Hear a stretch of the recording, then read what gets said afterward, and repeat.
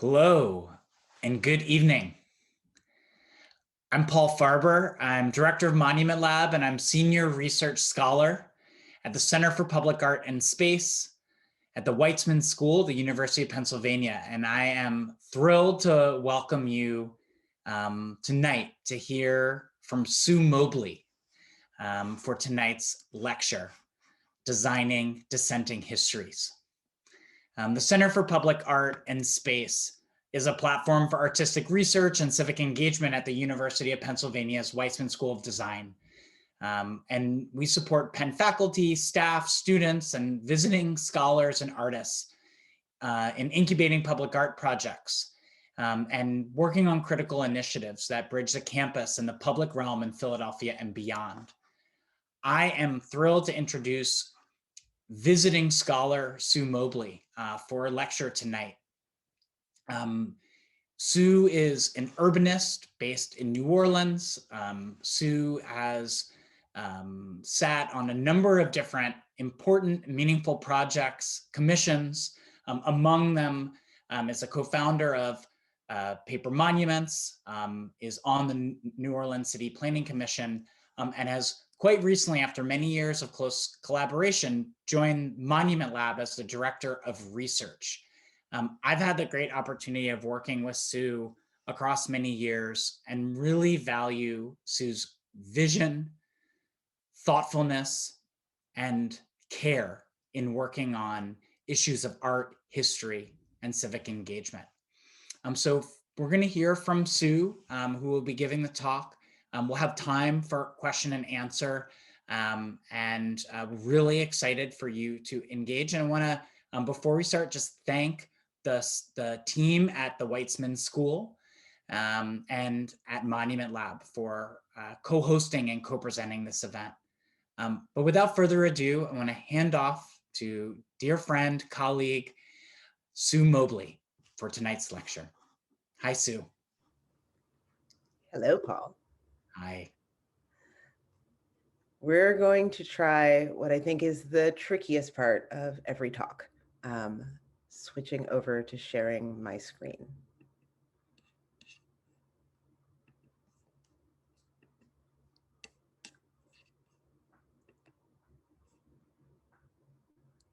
Okay, that seems to have worked.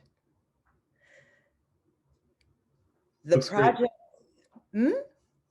It looks great, Sue. Awesome. I'm never sure. The projects that I'm exploring today and inviting you to explore with me are a series of interventions expanding how we engage with, interrogate, and understand history in public, because I believe that in public is the place where we most need to engage history. These projects have taken place over the past 4 years, and in many ways, they map my personal response to the imperatives that drove the Trump administration. History making as a project, and as an inherently political project, is largely enacted through the synthesis of contested narratives into a singular and unassailable voice of authority by people who have the power to make that synthesis happen. The subaltern, the rest of us, are erased, or at best referred to in aggregate, while those who had power and agency are given their names, given credit for their own actions and the actions of others, and inevitably given the benefit of the doubt. This work has taken place in a range of settings. I'll be talking about projects with the Small Center for Collaborative Design at Tulane University, with Paper Monuments and Co-Locate Design, with Monument Lab, and with the New Orleans City Council Street Renaming Commission. So let's start with sites of resistance. Between the 2016 presidential election and the 2017 inauguration, I spent several months working with emerging organizations and mobilization efforts across my city and region. Some of that was getting to know and connect with new leaders. And a lot of that was helping to train people to work together well, which also meant that a lot of that was helping to train people who were suddenly shocked by what their country had become to listen and take leadership from people who knew that this was what our country had always been. So there was a lot of new organizing energy, and there were a lot of protests and direct actions. As an organizer and as a legal observer, I was present at 54 marches in 2017. And I kept hearing from people who were coming to direct action for the first time that this was so amazing and so powerful, and that it was exciting to see something happen. And my personal favorite, it's so nice to see someone who looks like you at a political protest. And in almost every case, that was immediately followed by, because there's no history of protest in New Orleans. But here's the thing, there's a tremendous history of protest in New Orleans. Protest in all manner of forms, marches and sit-ins certainly, but also the quiet and dangerous process of creating and sustaining integrated spaces. The long, slow legal strategies of challenging discrimination and exclusion, a labor history of alliances, strikes, slowdowns and solidarity actions, and of course, the occasional massacre or riot. So we set out to map that history of resistance, and in 7 weeks over the summer of 2017, pulled from every available primary and secondary source to make visible New Orleans' history of protest from 1863 to present. The exhibit took the form of 2 wall-sized maps of the city, with specific events tied to place and defined by broad categories: strike, nonviolent direct action, things like sit-ins and boycotts, marches, rallies and assemblies, violent conflicts. We made a deliberate choice to focus on events where we could identify the collective presence of people in space for the purposes of mapping, which was by extension a choice to exclude most legal battles. A second deliberate choice was to map the protests and actions that upheld the status quo, not just those that worked to overturn it, to make visible the Mechanics Institute riot and the White League battles of Reconstruction, to trace the movement of mobs responsible for the lynching of 11 Sicilian immigrants in 1891 and Robert Charles in 1901, both of which involved thousands of white New Orleanians rioting through much of the city, wreaking havoc and killing additional victims. Wall panels told extended stories of particularly pivotal moments and movements, allowing a deep dive into the strategy and tactics which best seem to offer new possibilities for approaching our current challenges. So I tend to think of exhibits as containers, an opportunity to ensure that we're all working from the same baseline knowledge, or sharing background context, and then to have a conversation together from those grounds. Sites of Resistance held a series of conversations with Bill Quigley, longtime civil rights lawyer, about how to stay in the work over the years and decades, with Dr. Cedric Johnson about how class and race intertwine in incidents of police violence, and how a sharper focus at those intersections can improve not just our analysis, but create new opportunities for building coalition and shared ground in pushing for greater reform.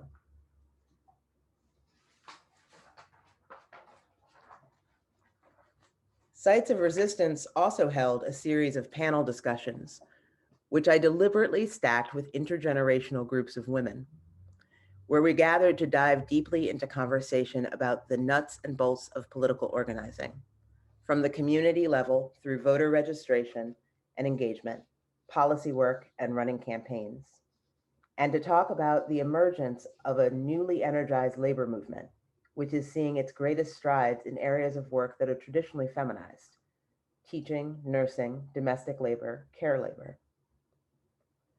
A simple and accessible hands-on portion of the exhibit allowed for crowdsourced mapping of protest from 1990 to present. Visitors used yarn and paper labels to give the dates, demands, and routes of direct actions that they had participated in, engaging them as participants in the process of remembering and delineating the relationships of people to situated power across the city. By the end of the exhibit, clear and nuanced patterns of use were visible, and it was possible to see recent shifts in the terrain of protests with the removal of 4 Confederate monuments. The historical evidence and ongoing programs provided by Sites of Resistance contributed to the specific inclusion of protest as an integral, desirable, and protected function of place during the recent redesign process for Duncan Plaza across from City Hall. Paper monuments. At the same time that I was working on Sites of Resistance, I began work on another related project, which I co-directed with architect Brian Lee. Paper Monuments was a public art and public history project enacted in New Orleans from 2017 to 2019. Paper monuments emerged in the context of the removal of 4 Confederate statues from New Orleans streets. More specifically, it began with a conversation at the third of the takedowns, the late night removal of the Beauregard Monument from the entryway to New Orleans City Park. We're a group of us, activists, artists, planners, architects, anthropologists, started asking what's next. But paper monuments also developed in the context of a much longer standing project with roots in a group of scholars, myself included, who had built an intellectual community around the work of unexceptionalizing New Orleans, weaving it back into the larger historical, political, and social narratives of the South, of the Atlantic world, and of the nation. We're working against the centrality of tourism and the tourism narrative to perceptions of New Orleans history, which are so strong that they have shaped scholarly work and defined public investment. They've created a shorthand of cultural signifiers that authentically typify the city: gumbo, jazz, exotic race mixing, and languid debauchery, as well as a notion of New Orleans as a colonial other, slow and lazy, not driven by capitalism, lagging behind the times. And that notion is wild. It's a rescripting of a critical port, which was formerly capital of the domestic slave trade, and whose destruction and rebuilding after Hurricane Katrina laid bare the depths of inequity created by neoliberal logics and served as a laboratory for the American version of disaster capitalism that we are seeing enacted all of the time. New Orleans isn't left behind, it's a predictive city. The economic motives behind New Orleans' historical construction as a tourism marketing device are particularly transparent. However, it only really differs from more traditional history-making processes because of that transparency and because of the persistence and the large paychecks of the messengers within that market-driven framework. Anyway, paper monuments drew heavily on our collective backgrounds in community-engaged design to layer various modes of public art and public history. Working with 80 scholars and artists and over 200 volunteers, we created posters and installations to expand public knowledge of New Orleans' rich and often contested histories, tell those stories in compelling ways, and create accessible installations and events in public and civic spaces. To challenge the authority of New Orleans' known and marketed history, paper monuments relied heavily on the network of formal scholars for our poster series, asking that they lend their expertise to the project of disrupting conceptions of history while admittedly upholding academic hierarchy. To counter that regrettable necessity, we paired scholarly narratives and locally commissioned artwork to amplify the stories of New Orleanians who were poor and working class, Black and brown, women and children, lesbian, gay, trans, and queer, immigrants and refugees. Those who fought battles for inclusion and justice, who worked to improve lives and bring hope, and who are extremely unlikely to be elevated on any pedestal. We also collected nearly 1,200 public proposals for new monuments, inviting residents to imagine new monuments for New Orleans and modeling our approach to data collection after our sibling project, Monument Lab. Our goal was a radically democratic one. We wanted every resident of New Orleans to have an opportunity to have a voice in this process. Public proposals were the core of paper monuments, an expansive pool of prospective monuments, memorials, policy proposals, and public art that ranged from the intimate to the epic and told the stories that are important to New Orleans residents.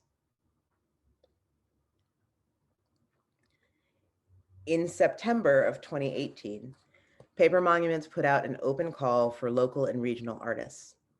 The artists were asked to draw upon both the poster series and the themes for our growing catalog of public proposals to develop works for Paper Monument Represent, a collection of 10 temporary public art installations distributed throughout the city in March and April of 2019. Lydia Stein created Remediation, a field of 15-foot sunflowers made of bamboo and paper mache that towered over the intersection of St. Bernard and Claiborne Avenues, while in turn standing in the shadow of the highway overpass. Remediation was a direct reference to the widespread planting of sunflowers in 2006 and 2007 in an effort to remediate soil across the city after Katrina, and was recognized and remembered as such by the neighborhood residents and passerby. Brandon Palmer Angel created Together, a collection of portraits of the intergenerational Black community in New Orleans' West Bank neighborhood of Algiers. The portraits, which when assembled create a profile of a young Black girl through the use of negative space, were installed in the Del Cazell playground, located on a current de facto segregation line in the neighborhood. The elders represented were touched to see their faces monumentalized in a playground they had been prohibited to use as children under Jim Crow. And poet Sonny Patterson, a frequent Paper Monuments collaborator and one of those featured in the piece, provided deeper history for the site selected, revealing that the Jim Crow playground had been built atop an antebellum cemetery on the Duverge plantation, while the bodies of the slave owners had been reinterred in suburban Metairie in the 1910s.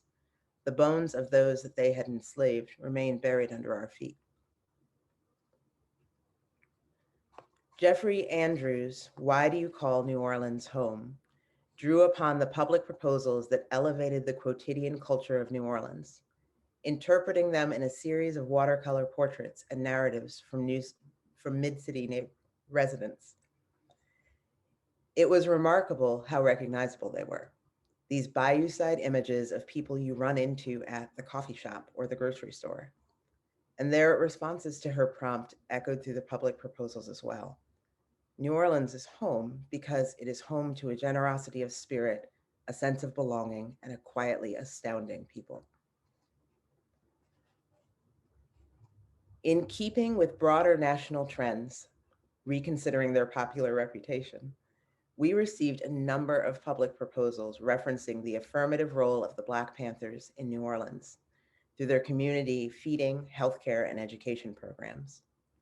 Nick Richard's piece, Showdown at Desire, reinvented and reinterpreted photographs of the Black Panthers' violent expulsion from the Desire housing projects by police in 1970. And by violent, I mean there was a tank, y'all. We also developed a number of the public proposals into architectural renderings to show how they might look as monuments in the streets of New Orleans. In many ways, Sites of Resistance and Paper Monuments were twin projects for me. I started both simultaneously, and they served as buckets for different stories, different lines of thinking about narrative, about creating possibilities for change. And working on them simultaneously allowed me to shift back and forth, thinking about different audiences, where a particular story belonged, and how it was best told. The next project we'll explore had a very different structure and presented new challenges, one of which was, as an admitted control freak, learning how to not be in charge. Martin Luther King Jr. Memorial Library. As Director of Advocacy for Co-Locate Design, I worked with an interdisciplinary team to develop the showcase exhibit for the redesign of Washington, D.C.'s Martin Luther King Jr. Public Library. The team brought together Studio Joseph, Workhorse, Blue Cadet, Open Box, Cubic Maltby, 3 advisory groups, and of course, the public library staff. Our charge was to develop an exhibit that recontextualized Martin Luther King Jr. within the city of Washington, D.C., and within a larger lineage of activist movements, and to connect the civil rights movement of the 1950s and 60s to the present. Oh, and of course, to make it engaging, accessible, and immersive, both for the people who had been present at the events shown, as well as those who wouldn't be born for 50 years later.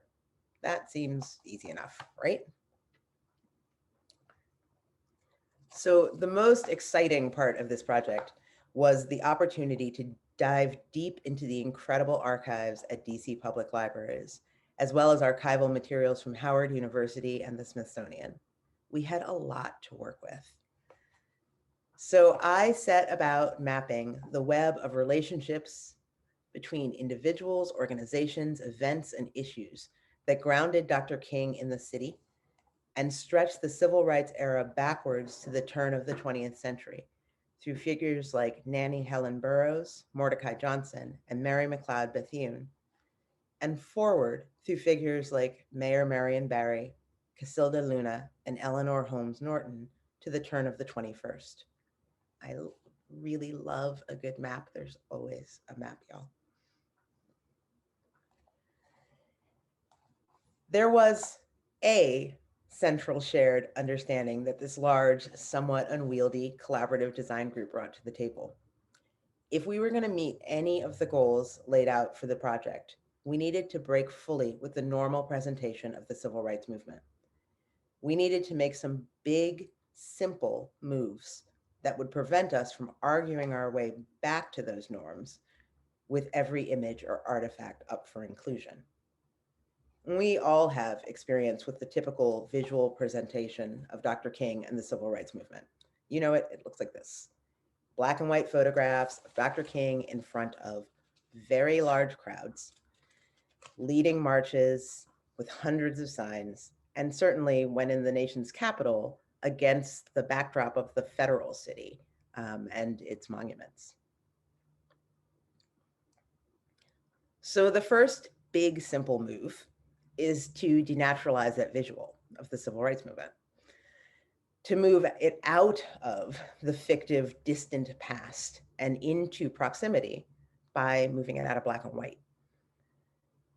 The smaller but more persistent work of denaturalization was to show more intimate portraits, placing everyday people against the backdrop of the big crowds, showing the texture of normal needs and everyday annoyances of embodied life, and zooming in on a more nuanced and more ambitious set of demands than the simplistic narratives of our sanctioned history textbooks.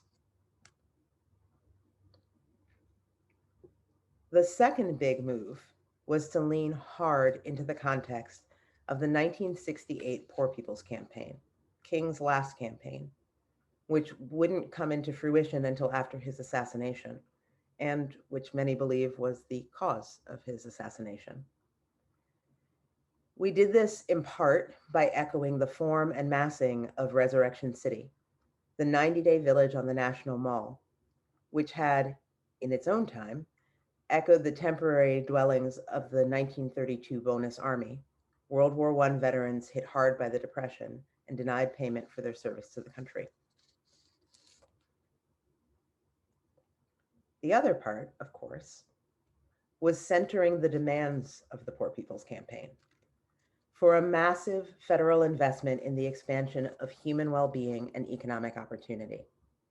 And it turns out that when you ground your presentation of Dr. King in the fight for meaningful jobs at living wages, the right to unionize, investments in safe, decent housing and land access, voting rights, free healthcare, and stopping police brutality, connecting to the present isn't very hard at all.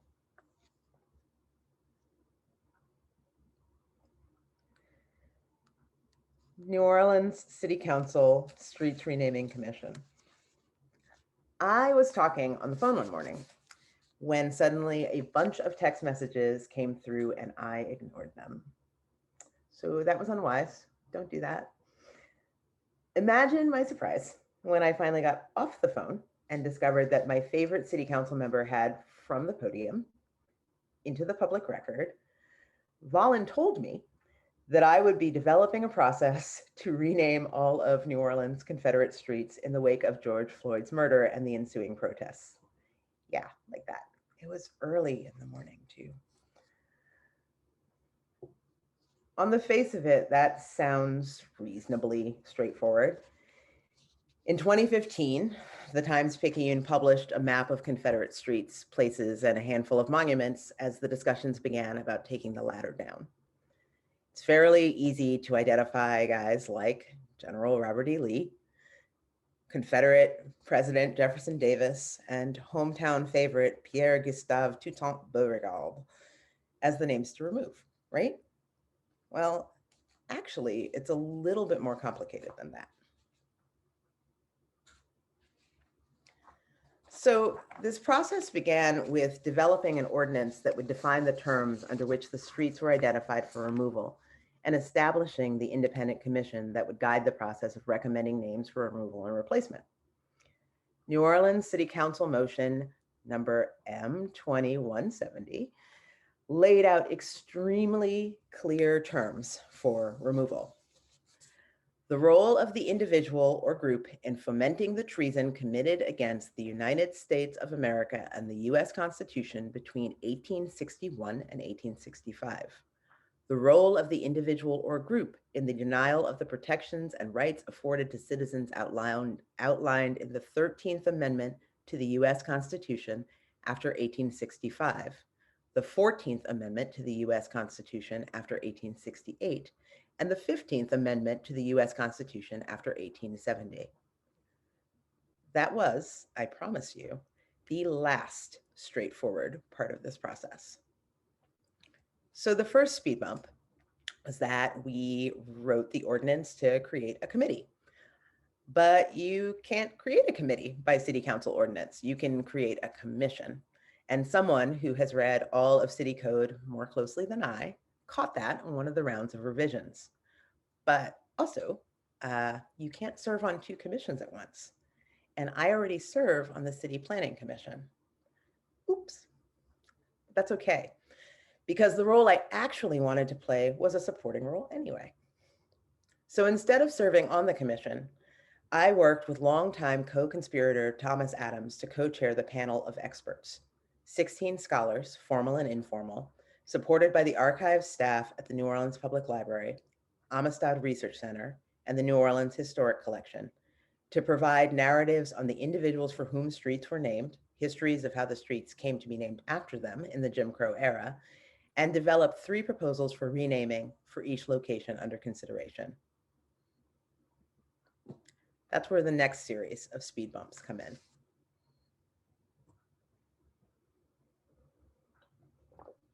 This map is almost, maybe, the final map of New Orleans Confederate streets.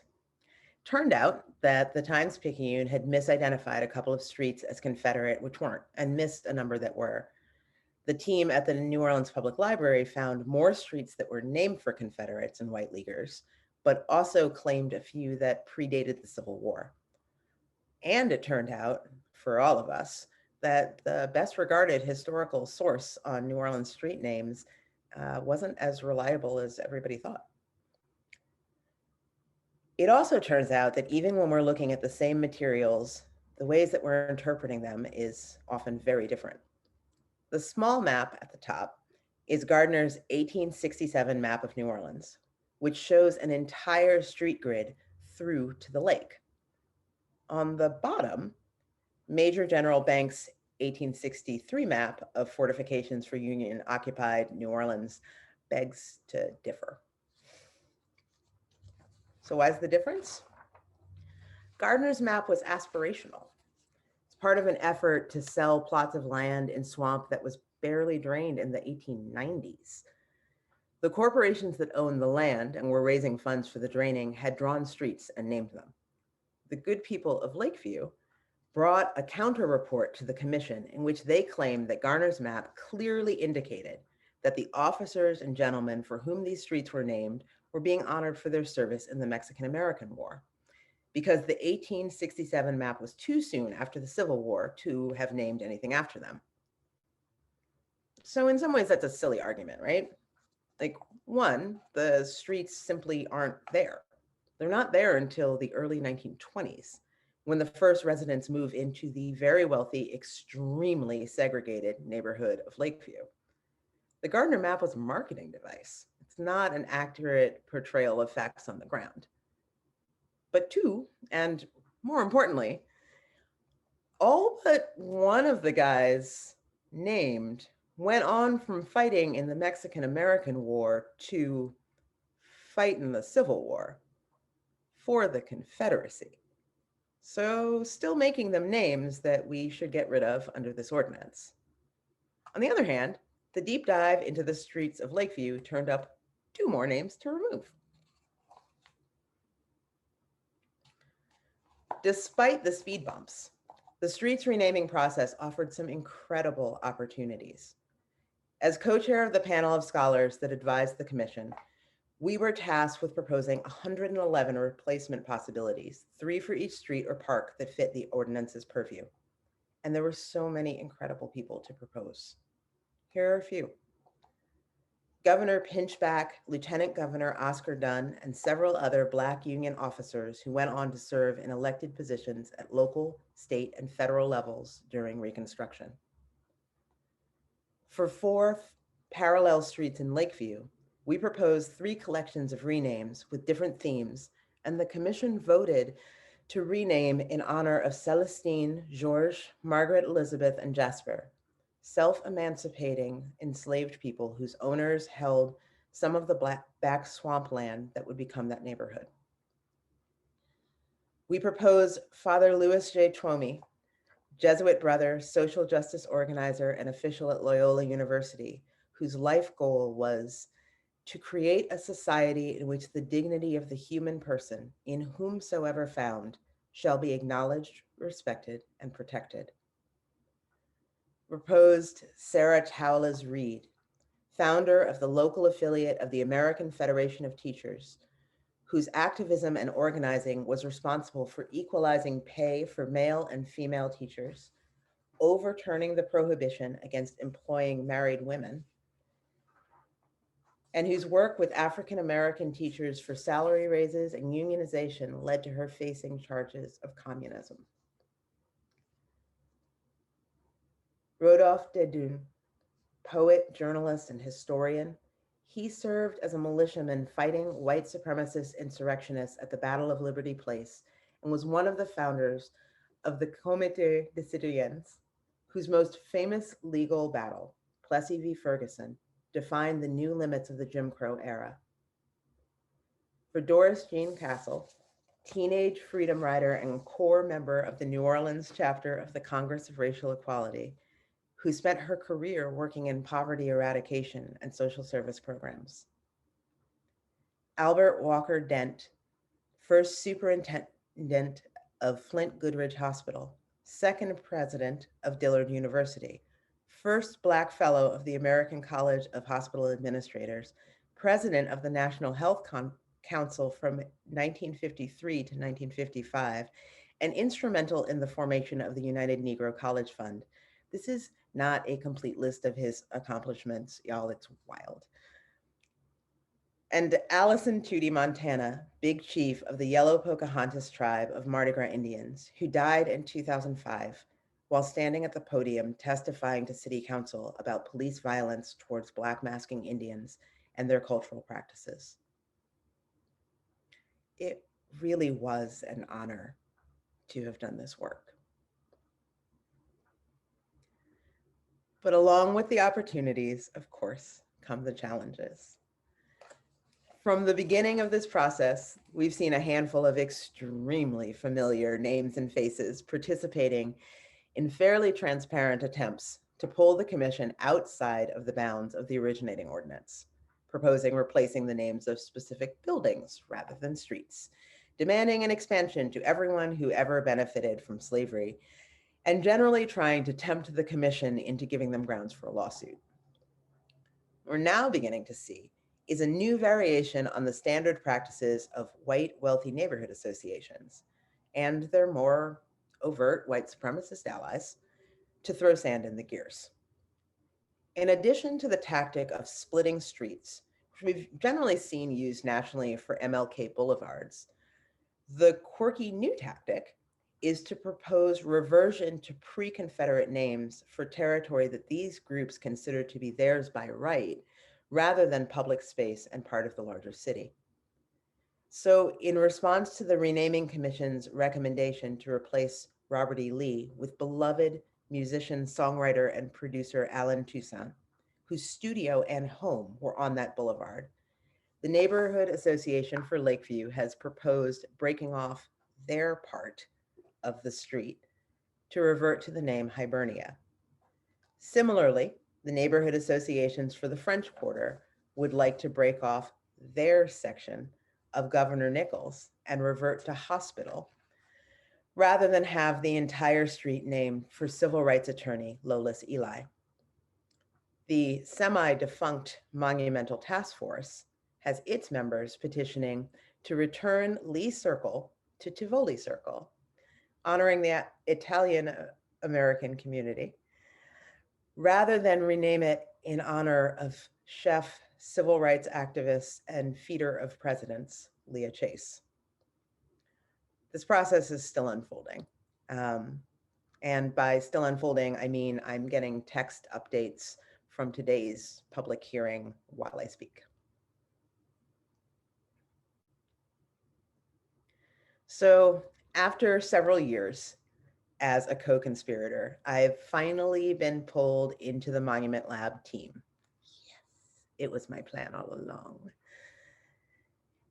And this summer's research residency with the New Jersey Historical Commission and Council for the Arts to explore the American Revolution prompted a whole new line of thinking for me about how explicit we need to make the history-making project. Amber Wiley, an inspiration of mine from back at her days at Tulane Architecture, was one of our summer residents. In her project, looking at the Indian Queen Tavern, she kind of blew our minds. The tavern, if you went to visit it today, would not be found on its original site. That's what the highway is down there. Instead, you would find it as part of the bucolic village setting of East New Jersey, Old Town. That setting is how we often envision the colonial era, but it's not what the Indian Queen Tavern looked like in the colonial era, when it was a bustling way station for travelers and traders. And it's certainly not what it looked like for most of New Brunswick's history. But we envision the colonial era the way that we do because of folks like Joseph H. Clure, an ophthalmologist, hospital president, and stamp collector, who founded and shaped East New Jersey Old Town, Inc. by collecting colonial buildings and preserving them as a historical site, while also stripping them, including the Indian Queen Tavern, of the context of their built and social environments. So now I'm thinking a lot about not just how we reweave narratives and address the silences in the archives and erasures in the historical record, but also about how we restore names and agency to the actors who enforced those silences, who created those erasures, and who reshaped the historical record in their own images. How to denaturalize and elevate the act of history making, to show intent and self-interest at play in creating the histories that we know, but also to assert our own right to make and shape different histories, to dream together backwards as well as forwards. And I'm thinking a lot right now about what Monument Lab offered to paper monuments back in 2017, about how much we learned and how many mistakes we didn't have to make because our sibling project was always a few steps ahead. And I'm thinking about the space that we held for each other, to think and talk about the ways in which the work manifested differently in Philadelphia and New Orleans, places with very different histories, very different cultures, and very, very different climates. And I'm thinking about that as I try to envision what it looks like to apply those learnings in 10 cities, how to adapt and support a cohort of field offices which are exploring their own places and their own histories and proposing their own futures. And wondering what it might look like to tell stories to new audiences, to engage in a admittedly shifting national conversation on monumentality, race, and history, to collect speculations and monumental dreams on paper after a pandemic, how to be in public space together again, and how on earth to offer as much wisdom, humor, and good common sense as I was lucky enough to find in Paul and Lori and the Monument Lab team.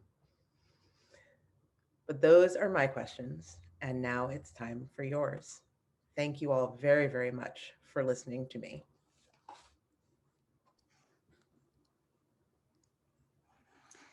Thank you, Sue. That was fantastic. As always, I get to speak to you almost every day, but to just hear the arc of your projects in and out of New Orleans and elsewhere is just breathtaking. So wherever you are, please give a shake, give an applause, give acknowledgement and respect here for Sue. We have a few questions that are coming in, and just in the interest of time, I want to just turn to them now,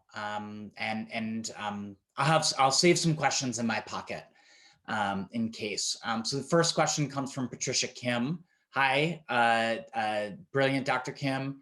Thank you so much, Sue, for sharing your work, insights, and expertise. I love learning about the range of your projects, your work in more depth. I appreciate your comment about, quote, learning to not be in charge.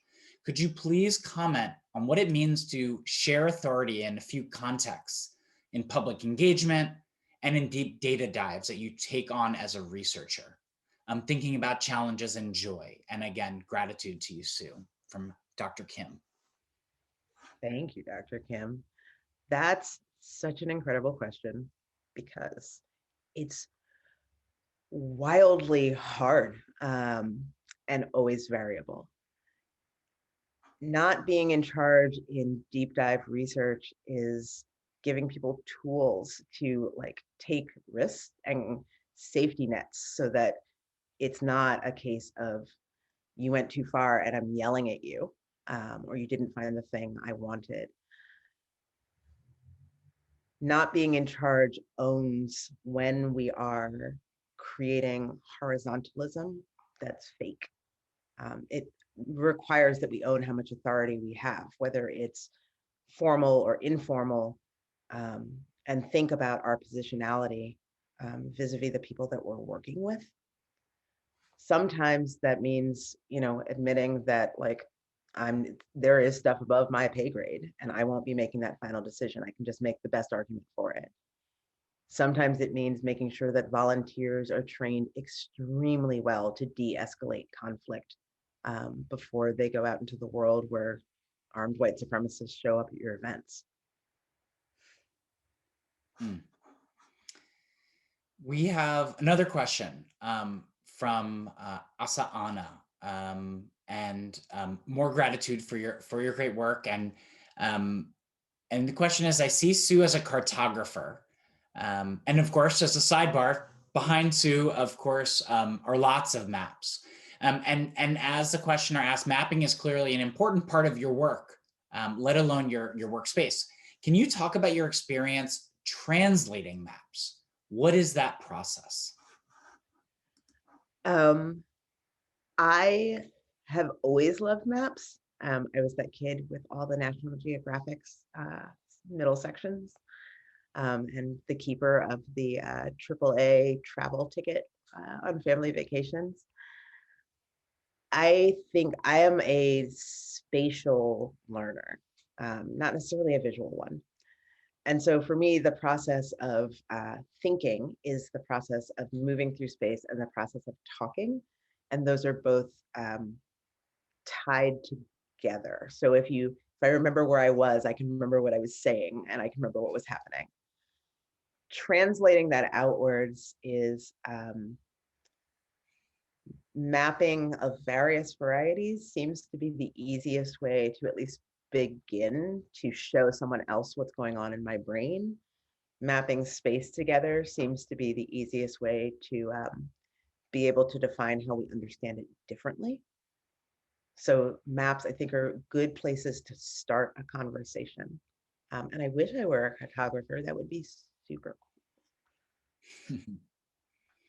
At least unofficially, you are one. So you should get your card carrying. So we have another question from Jacqueline Smith. Again, much gratitude. Thank you so much for your work. I wonder were the names of anyone still living proposed for the street naming project? How do you feel about immortalizing those whose legacies are still actively evolving? Understanding, of course, that legacies can evolve after death as well. A great question. That's an awesome question. Like a multi-part answer. One, there was one person who was proposed from outside, actually, of the panel of experts process who is still living.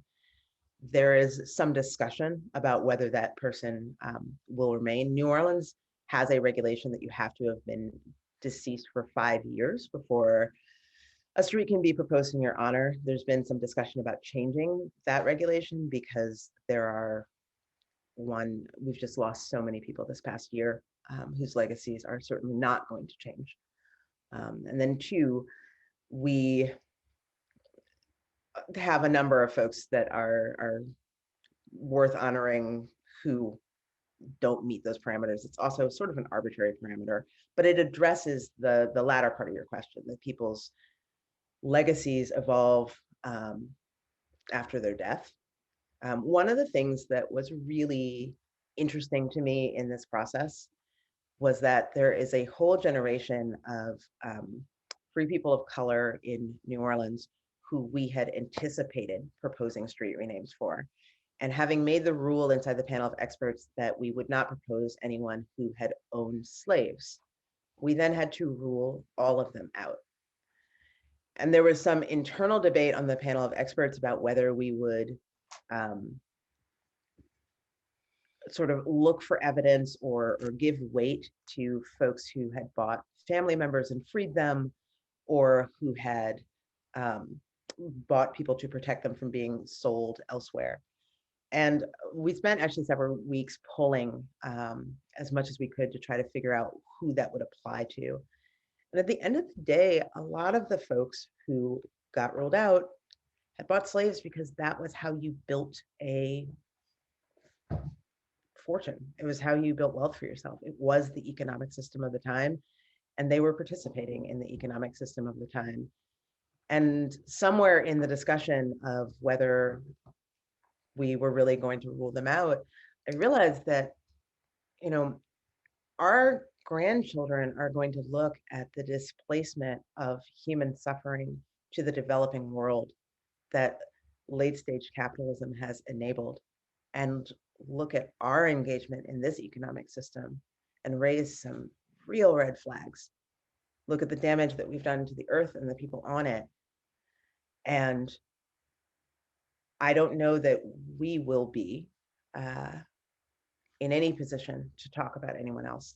I do know that that evolution of legacy, that concept of future us's, that we weren't good enough morally, that we weren't good enough humans, is a future that I desperately want to see. Please look back and take our names off things. Please have done better. So that relates to a question that actually has come in through the chat that is asking about naming and memorialization. Question from Yolette Asha is, I'm curious if you've dove into conversations about naming that shifts away from the naming of individuals, but rather names and deals with terminology that memorializes historical and cultural practices. I keep trying. I do. I keep trying. People really, really want to name things after people. We slid some important words and themes into our list of proposals. We tried to pull in a poem and a couple of different cultural practices, and they get bounced every time. They get bounced at the stage of our panel ranking their preferences, the stage of public comment, at the stage of the commission vote. I think in order to embrace other kinds of naming practices, we have to do like much deeper work to frame for folks why like naming after something that isn't a human, a singular human, or building something to honor someone who isn't a singular human is worth doing. I think it's very hard to move past the traditional practice, even when we want to be critiquing it through the process of renaming or remaking. I'm gonna keep trying though. That's great. A question from Sierra Stein. How do you make sure that outcomes of the research and design and planning proposals are commensurate with the importance of the research and respecting these histories? You stay in them and you push and you yell. You build enough buy-in so that when the outcomes start to slide backwards to the status quo, there's somebody around to push and say, don't let it. And you recognize that that sometimes means, you know, over a period of years or decades, keeping something alive. And sometimes that works. Often it doesn't. It's like all movement work. We are always both fighting the last battle and fighting the next one. And we're perpetually fighting against people who think in terms of generations. You know, we're running close on time. I want to ask just a final question before we sign off. It's in the spirit of nourishment, because it's hard to feel nourished in these moments in the same ways that we may have in our other projects and in your work, as you've explained. And I, you know, and our Monument Lab team have the great benefit to feel that your participation is so embedded into the DNA of every step of the project. So in this moment, what are your sources of nourishment for this kind of work that you do? I am planting things a lot. I've been planting things a lot over the past 4 years, but particularly over this past year.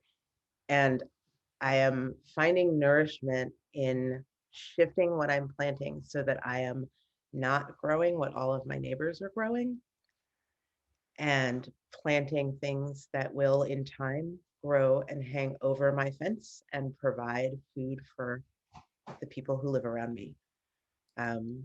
So I am finding nourishment in the process of connecting with people now to make sure that our needs are met, and the process of thinking about future needs, and hopefully encouraging us to meet those together. That's great. Sue, there's so much more to say and to think about, but this has been such a treat. Again, wherever you are, if you can applaud, shake the furniture, bang pots and pans, puts energy out there in gratitude for Sue. I would also encourage you to follow Sue on Twitter at Winged Isis. You can also follow at Weitzman School and at Monument Lab to keep up with the projects that Sue is working on. I've been getting some texts in that say the question is, Sue, why are you so awesome? So let's echo that and hope that this group gets to convene in other ways. But just thank you so much, Sue, for this lecture, for all your work collaboratively and with us and out there in the world. Thank you so much, Paul. Thank you, everybody, for hanging out. If you follow me on Twitter, you get lots of politics. It'll be fun. All right, everyone, good evening. See you again at a Weitzman School event or a Monument Lab event. And gratitude for all of you for joining us. And again, much gratitude for Sue.